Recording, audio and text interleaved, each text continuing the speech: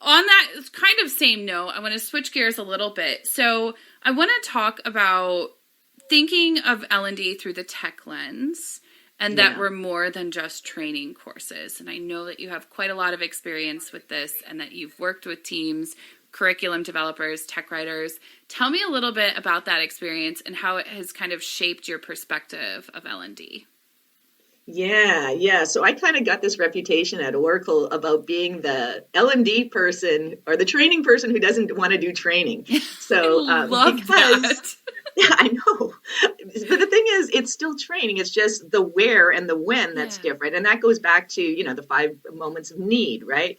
So why are we pulling people out of classrooms to teach them how to use technology when we could put that training directly in the technology itself? So instead of us being curriculum developers and, writing courses that are going to be taught by our corporate university or these huge tomes of tech documentation, like back in the day, I had Sun Microsystem books like this, of right? Course. I'm like, really? Like even my Apple IIe had online help back in the day, Yeah. So, well, not online, but in product help, right? Sure. So, because there wasn't online then.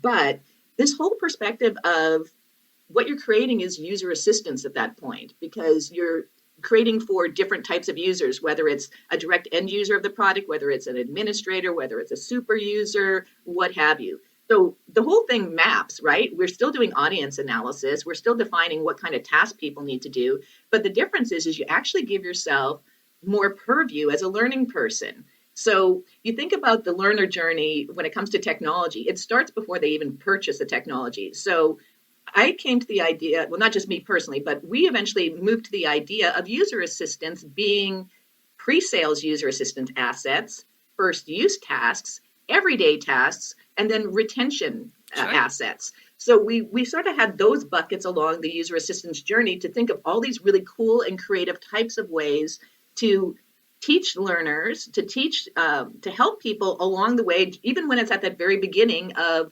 making the decision to buy the software or the product or the service in the first place. So you get to expand a little bit into marketing that way, right? So you learn a little bit of marketing there with your L&D magic. Yeah. As you get into first use tasks, you start to learn more about the technology in terms of what absolutely needs to be set up every single time, like in a lot of cases connecting to a particular database, right? Like that's just a step. This was a discovery I had when we moved into cloud computing. And so when I was at Oracle, that's what I was messaging was, if we're going to do this in the cloud, our training should be in the cloud with it. It should be in product. And of course, people were freaking out. They're all like, we don't have time to insert this. The developers, blah, blah. Then we started to see these tales like these technologies like WhatFix and, Show Me, those kinds of things, which are just another layer, which you don't even have to work with the developers. You don't have to mess with their code. It's a completely separate layer. So as the technology develops and as we become more aware of the technology, we can flex our skills as learning and development people by helping build within these tools.